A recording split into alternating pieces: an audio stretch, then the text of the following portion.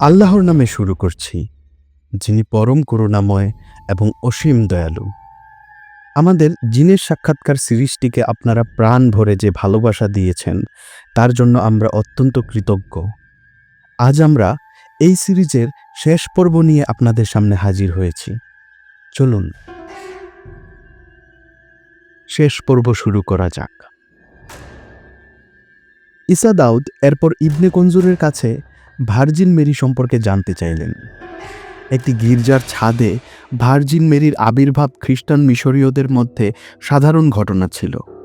বিশেষ করে 60-এর দশকে 1968 সালের 2 এপ্রিল রাতে 2 মুসলিম পরিবহন শ্রমিক গির্জার পাশ দিয়ে যাওয়ার সময় গম্বুজের উপরে একটি উজ্জ্বল সাদা পোশাক পরা নারীকে দাঁড়িয়ে থাকতে দেখেন। তারা ভেবেছিলেন কেউ আত্মহত্যা করার চেষ্টা করেছেন এবং নিজে জড়ো হওয়া জনতা তাকে চিৎকার করে থামতে বলছিল এবং তাকে নামতে বলছিল। কিন্তু অল্প সময়ের মধ্যেই সবাই বুঝতে পারেন যে এটি কোনো সাধারণ মানুষ নয়, কারণ তিনি হালকা নীলাভ আলোতে জ্বলজ্বল করছিলেন এবং ধীরে ধীরে চলাচল করছিলেন। কিছুক্ষণ পর উপস্থিত জনতা বুঝতে পারে যে এটি কুমারী মেরি, কারণ তার অবয়ব গির্জার মোরাল ও ছবির সাথে মিলে যাচ্ছিল। তিনি প্রায় 30 মিনিট ধরে দৃশ্যমান ছিলেন, তারপর ধীরে ধীরে তিনি মিলিয়ে যান। নিয়মিতভাবে 3 বছর ধরে এই দৃশ্য বহুবার দেখা যায়। ইবনে কনজুরের মতে এটি ছিল এক জিনের কাজ, যে চিকিৎসা বিজ্ঞানে দক্ষ ছিল। তিনি বলেছিলেন যে জিনদের মধ্যে চিকিৎসকরা মানব চিকিৎসকদের তুলনায় আরও জ্ঞানী এবং তাদের ক্ষেত্রে আরও উন্নত ছিলেন। তারা খ্রিস্টান ধর্ম প্রচারে সক্রিয় ছিল, যা ইবনে কনজুর পরিত্যাগ করেছিলেন। অনেকে বলেন যে এটি আলো প্রতিফলন বা অপটিক্যাল ইলিউশন হতে পারে, কিন্তু কোনো বৈজ্ঞানিক ব্যাখ্যা পাওয়া যায়নি যা এই ঘটনা পুরোপুরি ব্যাখ্যা করতে পারে। কারণ একই স্থানে বারবার 3 বছর ধরে একই অভিজ্ঞতা হওয়া এটি একটি বিরল ঘটনা। ইবনে কনজুর বলেন যে ভারতে জিনদের একটি বিশেষ আগুন আছে, যাকে তারা পবিত্র আগুন বলে। যারা গরুকে পূজা করত, তারা নিজেদের অশুদ্ধ জীবন থেকে মুক্তি পেতে সেই আগুনে গরু দিত। এরপর এক শয়তান সেই তরুণের রূপ ধরে এসে বলল, এখন আমি আনন্দ আর সুখে আছি। ইবনে কনজুরের এই বিষয়টি হয়তো হিন্দুদের মকর সংক্রান্তিকে ইশারা করে বলা হয়েছে। হিন্দু ধর্মে গরুকে পবিত্র প্রাণী হিসেবে সম্মান করা হয়, যা জীবন ও উর্বরতার প্রতীক। এই সম্মানের প্রকাশ বিভিন্ন আচার ও উৎসবে দেখা যায়। উদাহরণস্বরূপ, কর্ণাটকে মকর সংক্রান্তি উপলক্ষে গরুগুলোকে সাজিয়ে খড়ের আগুনের উপর দিয়ে হাঁটানো বা লাফানো হয়। এই আচারটি গরুর শুদ্ধিকরণ ও সুরক্ষার জন্য পালন করা হয়, যাতে তাদের আগামী বছরে মঙ্গল হয়। কিন্তু ইবনে কনজুরের বর্ণনার সাথে হুবহু মিলে যায় এমন কোনো নথি আমরা খুঁজে পাইনি। আমাদের এই সিরিজের প্রথম পর্বেই উল্লেখ করেছিলাম যে ইবনে কনজুর ভারতের মুম্বাইয়ের বাসিন্দা। এখন চলুন আমাদের বহুল প্রতীক্ষিত অংশে। পর্ব 3-এ আমরা উল্লেখ করেছিলাম যে ইবনে কনজুর বারমুডা ট্রায়াঙ্গেল সম্পর্কে কি বলেছেন তা আলোচনা করব। তবে যেহেতু বারমুডা ট্রায়াঙ্গেল একটি বিতর্কিত বিষয়, আমরা ইসলামিক দৃষ্টিভঙ্গি থেকে এই রহস্যময় স্থানটি নিয়ে বিস্তারিত আলোচনা করেছি আমাদের চ্যানেলের অন্য একটি ভিডিওতে। এই পর্বে আমরা শুধু ইবনে কনজুর ও ঈসা দাউদের আলোচনার মূল বিষয়বস্তু তুলে ধরব। ঈসা দাউদ আগ্রহ ভরে জিজ্ঞেস করলেন, আমাকে বলুন, ইবনে কনজুর, এটা কি সত্য? অভিশপ্ত শয়তান ইবলিশের সদর দপ্তর কি বারমুডা ট্রায়াঙ্গেলের গভীরে লুকিয়ে আছে? ইবনে কনজুরের মুখ অন্ধকার হয়ে গেল। তিনি গভীরভাবে শ্বাস নিলেন এবং হঠাৎ ক্লান্তির ভান করে চোখ বন্ধ করলেন। ঈসা আবার জিজ্ঞেস করলেন, আপনি প্রশ্ন এড়িয়ে যাচ্ছেন। এটা কি সত্য নয় যে ইবলিশের বাহিনী, যারা মানব ও জিন উভয় রূপে প্রকাশ পায়, বারমুডা ট্রায়াঙ্গেলে বিমান ও জাহাজের রহস্যজনক নিখোঁজ হওয়ার পেছনে তারাই রয়েছে? বিশেষ করে যখন ক্যাপ্টেন ও পাইলটরা অমুসলিম হয়, যারা শয়তানের আক্রমণ থেকে সুরক্ষিত নয়। বেঁচে যাওয়া খুবই বিরল, আর যারা পালিয়ে যায় তারা কেবল ব্যতিক্রম। শয়তানরা কি বাস্তবতাকে বিকৃত করে না? ইবনে কনজুর তার কপাল চেপে ধরল। সে বলল, আপনার বলা কথাগুলো সত্য। ঊনবিংশ অভিযানের ঘটনাসহ এর আগেও অনেক অভিযান এই অভিশপ্ত অঞ্চলে দুর্ভাগ্যের শিকার হয়েছে। বেশিরভাগ ক্ষেত্রেই বেঁচে যাওয়া শুধু বিভ্রম, মানুষকে সত্য বিপদ সম্পর্কে অজ্ঞ রাখার একটি কৌশল। অনেকে বিশ্বাস করে যে তাদের জাহাজ বা বিমান ঝড়ের কবলে পড়ে হারিয়ে গেছে, কিন্তু প্রকৃত সত্য আরও ভয়ঙ্কর। ঈসা তাকে গভীরভাবে পর্যবেক্ষণ করলেন। আপনি ইতস্তত করছেন, আপনি কিছু জানেন কিন্তু সরাসরি বলতে চান না। ইবনে কঞ্জুরের চোখে দ্বিধার ঝলক দেখা গেল। তিনি বললেন, একদিন আমি তোমাকে আরও বলবো, কিন্তু এটা যেন জেলেরা সেই জলভাগকে বহুদিন ধরে ভয় পায়। তারা ফিসফিস করে বলে, যারা সেখানে প্রবেশের সাহস করে তারা আর ফিরে আসে না, যদি না তাদের অনুমতি দেওয়া হয়। ঈসা জিজ্ঞেস করলেন, তাহলে কি সেই অনুমতি পাওয়া সম্ভব, ধূপকাঠি বা অন্য কোনো কিছু জ্বালানোর মাধ্যমে? ইবনে কঞ্জুর সতর্কভাবে স্বীকার করলেন, হ্যাঁ, কখনো কখনো। কিভাবে? ঈসা জানতে চাইলেন।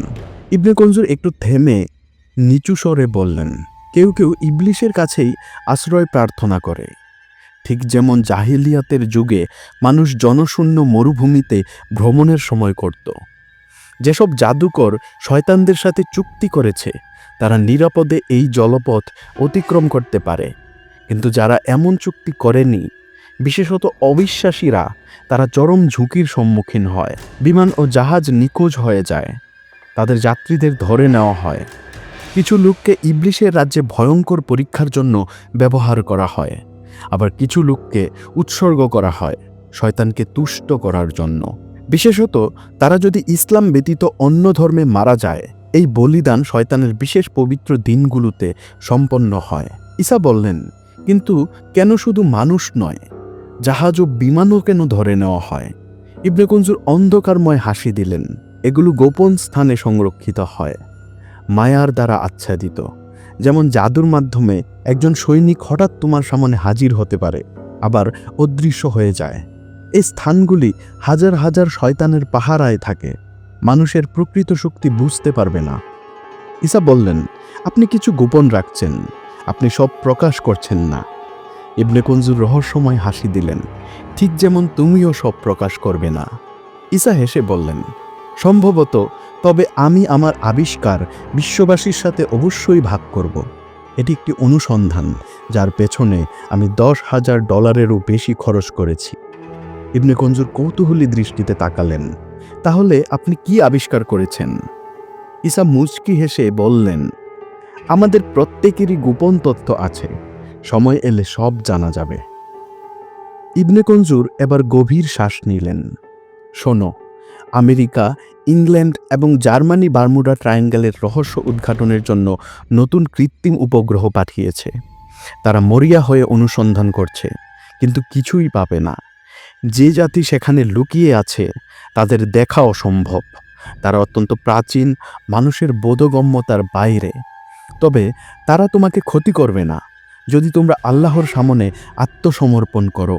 তাদের মধ্যে কিছু জিন ইসলাম গ্রহণ করেছে। ঈসা বললেন, এটা কি সত্য যে যদি কোনো মুসলিম ওই অঞ্চল অতিক্রম করার সময় আল্লাহর আয়াত পাঠ করে, তবে ইবলিশ বা তার বাহিনী তাকে স্পর্শ করতে পারবে না? ইবনে কঞ্জুরের চোখ উজ্জ্বল হয়ে উঠল। সুবাহান আল্লাহ, এটাই সত্য। আল্লাহ কি কোরআনে বলেননি, যখন তুমি কোরআন পাঠ করবে তখন আল্লাহর কাছে অভিশপ্ত শয়তান থেকে আশ্রয় প্রার্থনা করো? নিশ্চয়ই যারা ঈমান এনেছে এবং তাদের রবের উপর নির্ভর করে, শয়তানের কোনো ক্ষমতা তাদের উপর নেই। ইমাম বুখারী ও ইমাম মুসলিম বর্ণনা করেছেন যে রাসূলুল্লাহ সাল্লাল্লাহু আলাইহি ওয়াসাল্লাম ওমরকে বলেছিলেন, যদি তুমি সোজা পথে চলো, শয়তান তোমার দিকে আসতে পারবে না, সে অন্য পথে চলে যাবে।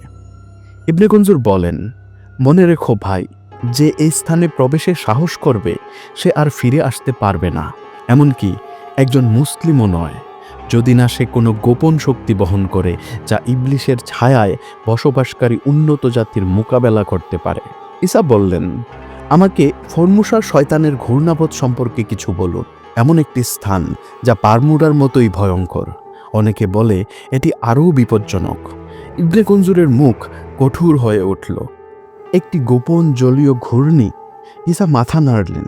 হ্যাঁ, বিজ্ঞান বলে এটি উষ্ণ ও শীতল স্রোতের সংযোগস্থল। এটি বৈজ্ঞানিক ঘটনা, কিন্তু এর ঘটনা পারমুরার মতোই। ইবনে কনজুর বললেন, আমি তোমাকে একটি গোপন রহস্য প্রকাশ করব যা মানবজাতি এখনই আবিষ্কার করছে। যেসব স্থানে দুটি সমুদ্র মিলিত হয়, অর্থাৎ যেখানে উষ্ণ এবং ঠান্ডা জল একত্রিত হয়, সেগুলি ইবলিশ এবং তার সাহায্যকারীদের দ্বারা তার রাজ্য এবং রাষ্ট্রের কেন্দ্র হিসেবে নির্বাচিত স্থান। ঈসা জিজ্ঞাসা করলেন, এটি কি সেই অর্থের সাথে সম্পর্কিত যা নবী মুহাম্মদ সাল্লাল্লাহু আলাইহি ওয়াসাল্লাম কাউকে গরম জায়গা এবং ছায়াযুক্ত জায়গার মধ্যে বসতে নিষেধ করেছিলেন? তিনি বলেছিলেন যে এটি শয়তানের আসন, নাকি এটি নবীর নির্দেশনার একটি অতিরিক্ত ব্যাখ্যা মাত্র? ইবনে কনজুর অর্থপূর্ণ হাসি দিয়ে বললেন, হ্যাঁ, এটি এমনই কিছু, বা অন্তত তার কাছাকাছি। শয়তান সত্যিই দুটি বিপরীত জিনিসের মধ্যে অবস্থানগুলিকে খুব আকর্ষণীয় করে তোলে।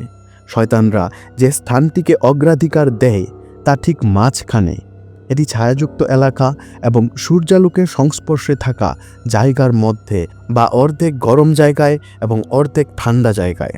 রাসূলুল্লাহ সাল্লাল্লাহু আলাইহি ওয়াসাল্লাম এর একটি হাদিস উল্লেখ রয়েছে যে তিনি গরম ও ছায়ার সংযোগস্থলে বসা থেকে নিষেধ করেছেন।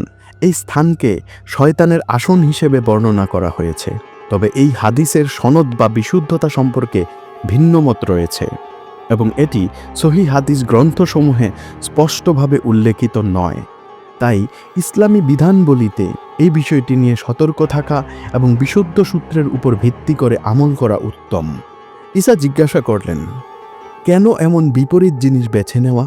ইবনে কনজুর ব্যাখ্যা করলেন, তোমরা মানুষরা তা বুঝতে পারবে না। এতটুকু বলাই যথেষ্ট যে এমন জায়গাগুলো শয়তানকে শক্তি দেয়। ঈসা তারপর জিজ্ঞাসা করলেন, সব জিন কি এমন জায়গায় বসে? ইবনে কনজুর উত্তর দিলেন, না, শুধুমাত্র শয়তানরাই করে। শয়তানের বংশধররা জিন থেকে আলাদা, এমনকি তারা যেভাবে বসে সেটাও আলাদা।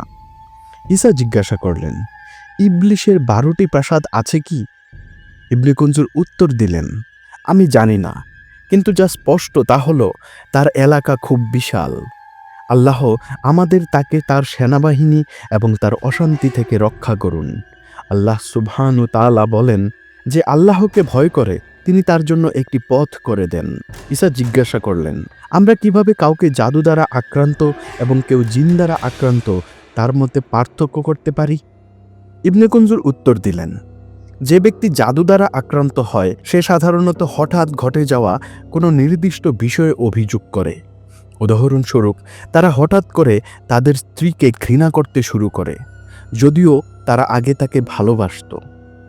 এই ঘৃণা কোনো স্পষ্ট কারণ ছাড়াই দেখা যায়, অথবা তারা তাদের সারা শরীরে ব্যথা নিয়ে অভিযোগ করে যা হঠাৎ করে আসে।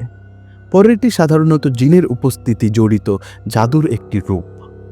এই ধরনের জিন বিপজ্জনক প্রকারের। যারা জিন দ্বারা আক্রান্ত তাদের 2টি ধরন আছে। যদি তারা হঠাৎ করে নিজেকে বিচ্ছিন্ন করে ফেলে, তারা এখনও অন্যদের সাথে যোগাযোগ করতে পারে, কিন্তু তারা রাগান্বিত হতে শুরু করতে পারে এবং মন্দ কাজ করতে পারে। আপনি সহজেই তাদের মুখের অভিব্যক্তির পরিবর্তন লক্ষ্য করতে পারেন। কখনো লাল হয়ে যায়, কখনো কালো হয়ে যায়। এই রঙের পরিবর্তন তাদের মুখের শুধুমাত্র একটি অংশেও ঘটতে পারে।